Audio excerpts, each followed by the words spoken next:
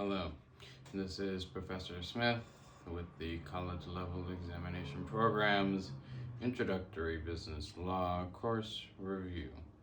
Today we will be talking about a heavier topic, perhaps a bit lengthier than our previous topics, the legal environment. Let's begin our discussion with a talk of ethics. Ethics refer to the moral principles of right and wrong. There are many subdivisions of ethics, many ethical codes and theories, the first of which is known as deontology. And this refers to an ethical theory based on the notion that ethical behavior is guided by duties or obligations. We're also going to talk about natural rights, which are the obligations that shape our actions regardless of their consequences.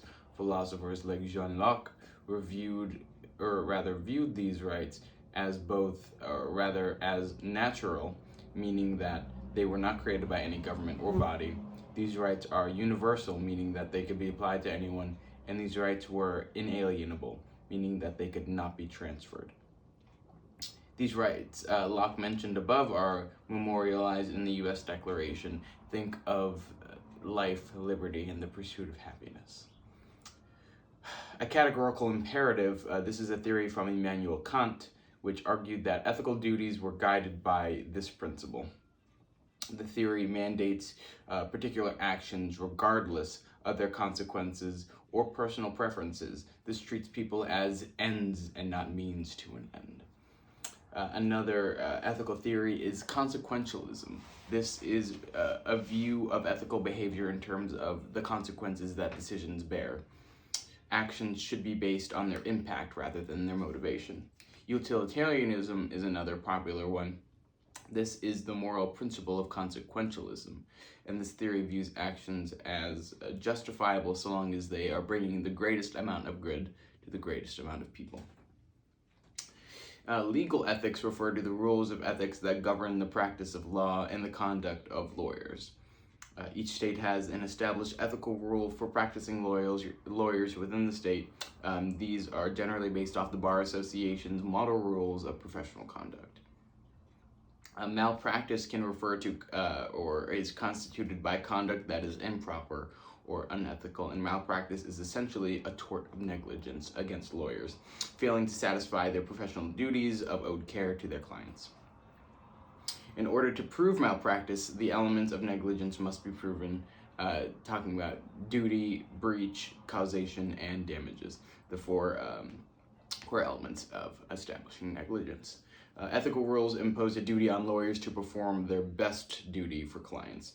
A breach of duty from a lawyer must be demonstrated by proving that the lawyer fell short of their professional standard and breached one of the ethical rules from the model rules, and may prove negligence, and as such it proves malpractice. Attorney-client privilege refers to the protections of communications between the client and the attorney, so that neither can be compelled to disclose communications in court. To do this, one must prove that there is an attorney-client relationship and the communications were confidential because it does not disclose, it was not disclosed in the presence of others. Attorney-client privilege can be waived by the client only after can an attorney be able to disclose communications. The client is the only one who holds the power to waive the right. Concurrent conflict of interest. This is something that arises when the representation of one client will be directly adverse to that of another client. And there is a significant risk that the representation of a client will materially limit the lawyer's ability to provide effective representation to another client. The model rules limit a lawyer's ability to represent clients when there is a concurrent conflict of interest, and they provide that the lawyer cannot engage in representation when a conflict exists, unless they believe that they will be able to provide competent and diligent service to their client.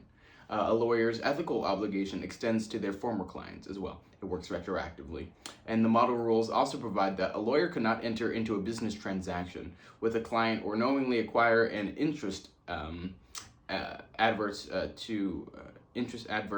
to a client unless the client is either consenting in written writing to the transaction, is given an opportunity to seek independent legal advice about the transaction, and or both the terms and the process by which the transaction occurs are fair, reasonable, and are fully disclosed with the client. A client must have informed consent, which refers to, or rather means after a lawyer is adequately informed about the client, informing the client about the conflict as mentioned above, they have explained the material risk associated, but made a reasonable alternative available to the proposed conflict. We can then start to talk about social responsibilities of corporations. How delicious. Corporate social responsibility refers to the idea that corporations should be concerned with the impact of their policies on a broad range of stakeholders and constituents. These two groups consist of employees, consumers, suppliers, creditors, and a broad range of the community at large in which the corporation holds their existence. This responsibility includes a focus on protecting and preserving the environment, as well as corporate charitable givings. Stakeholder primacy refers to the notion that a corporation only owes duties to their shareholders and their financial concerns. This concept is reflected in the 1919 case of Dodge v. the Ford Motor Company, who prioritized the profits of their shareholders. Social entity and or stakeholder theory. This is a theory that corporations owe an ethical responsibility to operate in a manner that benefits other stakeholders beyond financials. Corporate donations are allowed in states, and in some, they can be without benefit to the corporation's profits and can go beyond educational, humanitarian, and scientific organizations. Other constituency statutes, these are aimed at recognizing a corporation's rights to behave in a socially responsible manner, taking into consideration a broader range of stakeholders. Then we're going to start to talk about government regulations and administrative agencies. An administrative agency is essentially something that was created by the government to perform a specific legislative function and administer specific federal statutes. Think of the USDA regulating things like agriculture and food systems. The agencies create acts known as enabling acts, and these are establish the agency's goals and powers and grant the agency authority to make rules and regulations regarding such activities and issues. Some agencies are directly supervised by either the legislative or executive branch, but some are independent, and these latter agencies are required to hold public meetings. The Federal Information Act requires agencies provide citizens with information that they request, except for information that pertains to national defense or trade secrets. Such prominent agencies include the National Labor Regulations Board, the Social Security Administration, the Securities and Exchange Commission, the Federal Communication Commission, and the Environmental Protection Agency. The Administrative Procedures Act sets standards for federal agency rulemaking, as well as standards for hearings and events held by such agencies. Claims regarding administrative agencies are brought before the administrative agency themselves in their own hearings with their own judges. These judges are known as administrative law judges. Court appeals are not allowed until the administrative agency and all of their remedies have been exhausted. Courts can review the rules and regulations of an administrative agency. The Administrative Procedure Act provides that the courts should not overturn agencies' actions unless they are found to be arbitrary, capricious, or not in accordance with the law. We can then talk about employment and labor law, and we're going to start to talk about a lot of regulations, acts, and rules.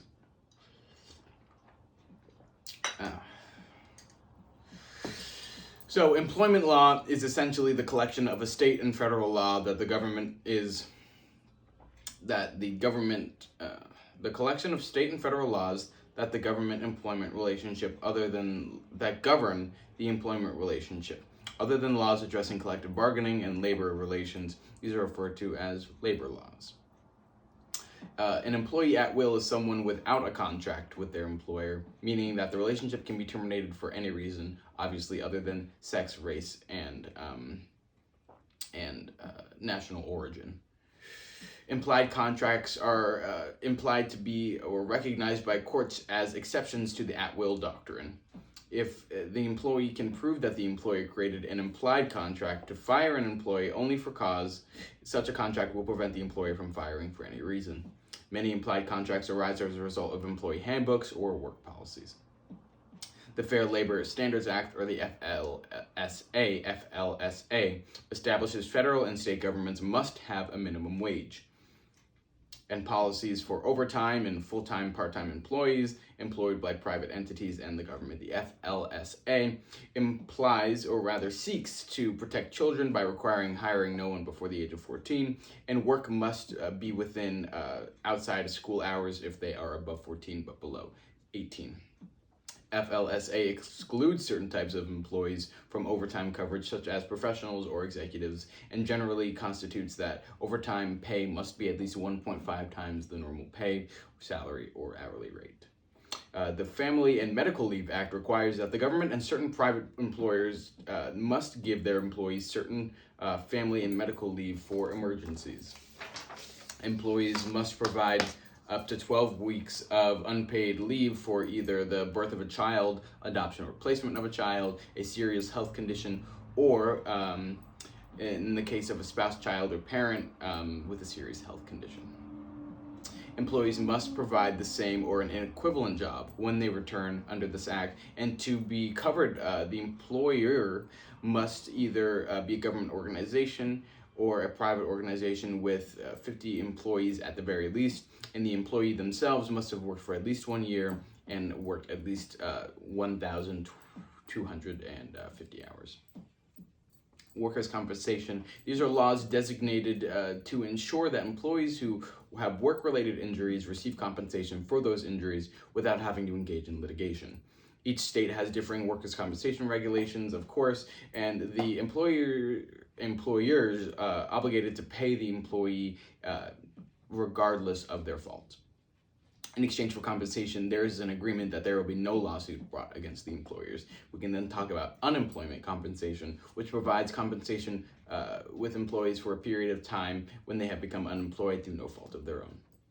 The federal and state insurance programs contribute money to this fund, as well as the employees based on the taxes for their wages.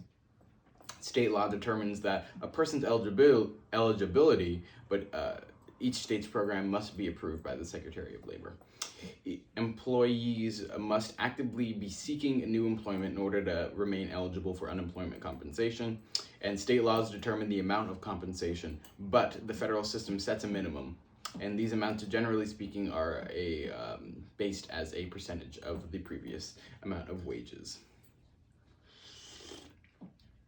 We're talking about a lot of acts and regulations today, so we can start to talk about the first, which will be the Social Security Act. This is enacted to provide retirement and disability benefits to employees and their survivors. This is created by the Social Security Administration, who oversees employees and employers.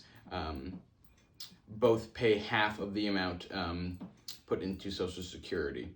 This is due to the Federal Insurance Contribution Act.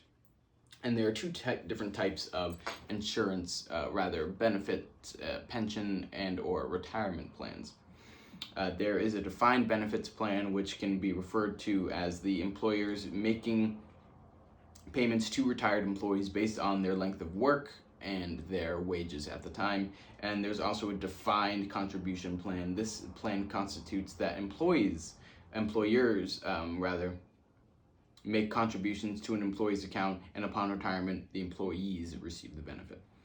The Employment Retirement Income Security Act, or the ERISA, in 1974. This has created laws that govern the two above types of plan, as well as private pension plans. The ERISA does not require plans, but rather regulates employees engaged in interstate commerce that have a defined plan. The ERISA requires that employees provide adequate funds and require the administrator to be appoint an administrator to be appointed to the plan to administer the funds and act in the best interest of the employee's beneficiaries. The ERISA created the Pension Benefit Guarantee Corporation, or the PBGC, to ensure private benefit plans, and employers must pay premiums to the PBGC to support such insurance. The Occupational Safety and Health Act, this is a federal statute enacted under the Interstate Commerce Clause, aimed to ensure that the federal and state laws ensure a healthy and injury-free work environment. The OSH Act allowed the Secretary of Labor to create health and safety standards. This also created the Occupational Safety and Health Administration, or OSHA. OSHA can inspect workplaces, issue citations, both against employees and against employers, and impose civil and criminal penalties for such. The act also established the National Institute for Occupational Safety and Health. This is designed to research health and safety issues and recommend regulations. Collective bargaining refers to negotiations between employees and groups of employees to create a collective agreement regarding employment compensation and other benefits. The National Labor Regulations Act grants employees the right to bargain as a group and establish, join, and assist labor organizations or unions. It requires employers to bargain with employees' representatives directly and prevents employers from interfering in the employees' efforts to organize. The act applies to employers with businesses engaged in interstate commerce. The act established the National Labor Relations Board, or the NLRB, to oversee its implementation. The NLRB helps resolve disputes between employers and employees.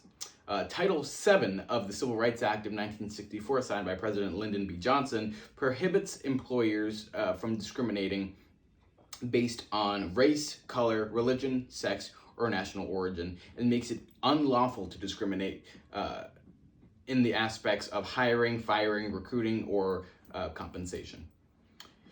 Prevents employers' retaliation against employees for filing discrimination complaints. As a classification under the bona fide occupational qualification, this allows for discrimination. A classification under the bona fide occupational qualification allows for discrimination under certain circumstances. Title VII prevents sexual. That might have to be Title VIII. We will circle back to that. Title VII will say prevents sexual harassment in the workplace, prohibits intentional harassment, but also gives a quid pro quo whereby an employer who requests a sexual favor in exchange for some sexual benefit, or employment benefit rather. Sexual harassment creates or establishes a hostile environment. This is an atmosphere in which employees are subject to patterns or severe or unwelcome sexual behaviors or advances. The Equal Pay Act, or the EPA, prohibits differences in wage based on sex for the same work based on skill, effort, responsibility, and working conditions. Particular groups have acts based to limit discrimination, such as the Age Discrimination in Employment Act, or the ADEA. This prevents discrimination against employees who are 40 and older. Another act targeting a specific group would be the Americans with Disability Acts, or the ADA. This prohibits discrimination against certain employees with mental or physical disabilities, and this requires employers to make reasonable accommodations for them. The Pregnancy Discrimination Act presents discrimination based on pregnancy or childbirth, as one would have guessed. And we can finish up talking about these agencies with talking about the Equal Employment Opportunity Commission, or the EEOC, created by Congress to enforce the various employment and anti-discrimination laws. This group deals with issues, rules, and guidance based on ensuring the effective implementation of anti-discrimination laws. The EEOC establishes procedures for employees who believe that they have been victims. They can file with the EEOC, and then these investigations must be fully fleshed out. And then determination is made, and the remedy will be reached if such a remedy needs to be made. The EEOC can impose fines on employers and sue employers in court on behalf of the employees who have suffered from discrimination. We can then talk about liability and product liability, which in itself is a general term to describe liability imposed on sellers and other people or persons for compensating people who have been injured as a result of a defective product. This can be brought up as a tort or as a contract claim, and if it is a contract claim, it will be represented as a breach of warranty. If it's a tort, it will be a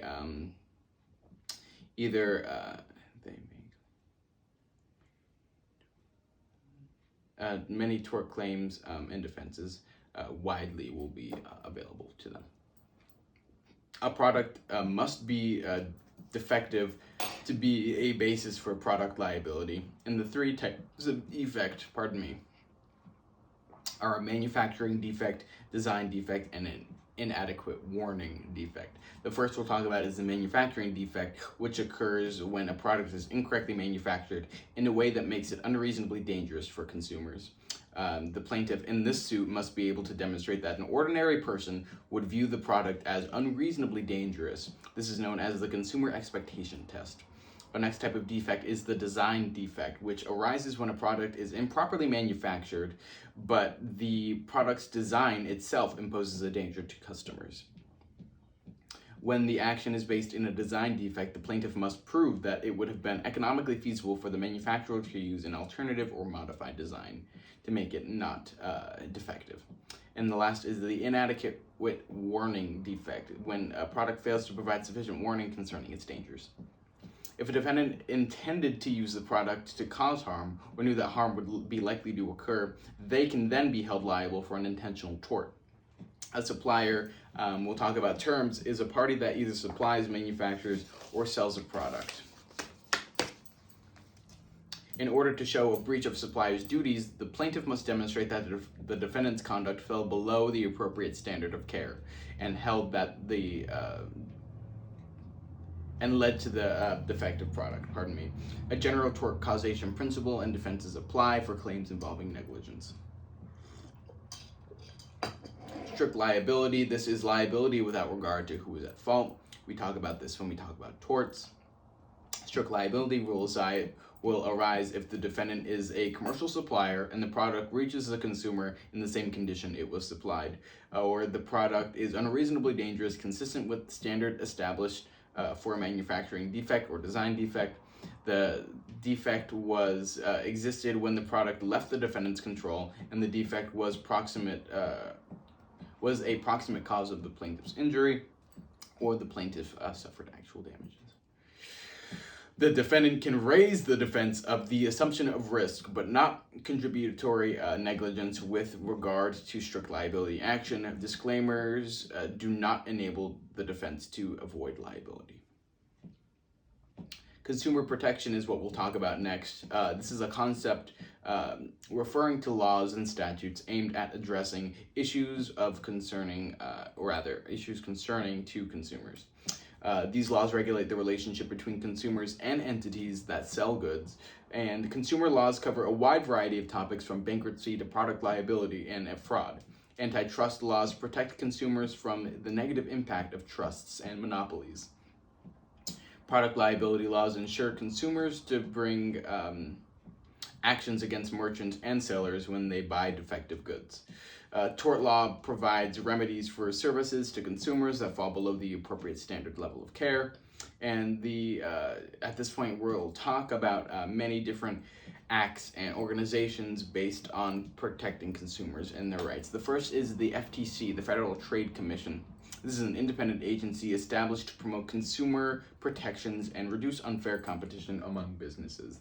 The next we'll talk about is the Bureau of Consumer Protections. This is a division of the FTC that educates consumers regarding their rights and assists the FTC with enforcement of consumer protection law. Many credit-related acts exist to assist and protect the interest of credit-bearing consumers, the first of which is the Fair Credit Reporting Act. This regulates consumer credit reporting agencies and provides that procedures must exist for regulating the proper use and release of credit reports. The Equal Credit Opportunity Act prohibits institutions from discrimination related to credit applications.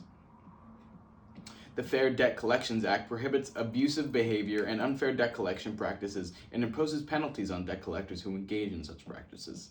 The Truth in Lending Act is designed to ensure fair disclosure of credit terms and prohibits consumers from inaccurate and unfair billing of credit card practices.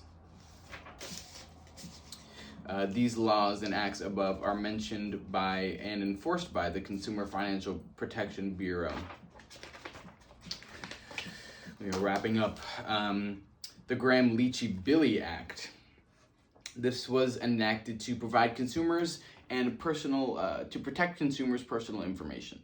And with states and federal agencies, has allowed them to generate policies and facilities, and rather facilitates the protection of consumers.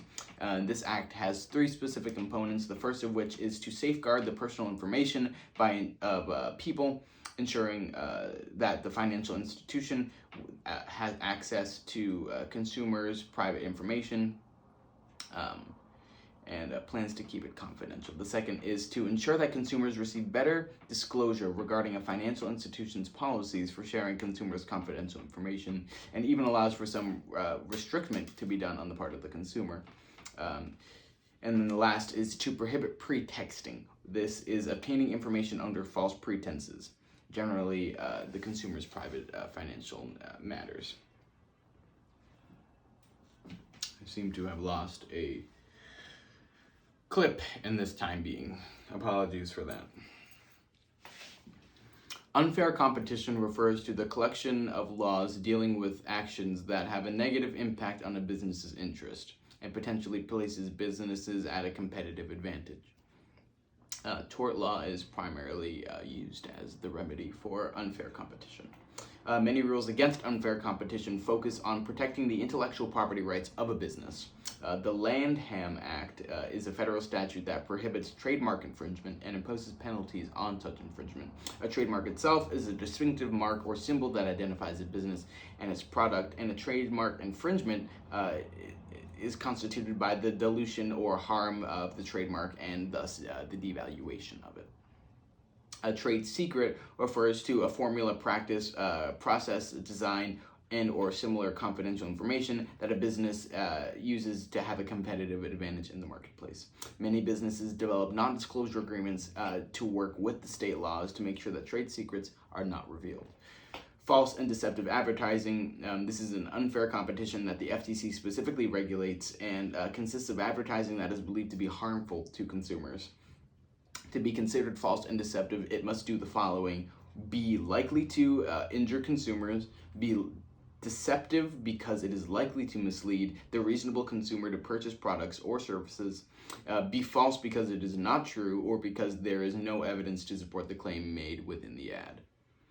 One of our last topics is going to be international business law, which itself seeks to govern business relationships and transactions between parties of different countries.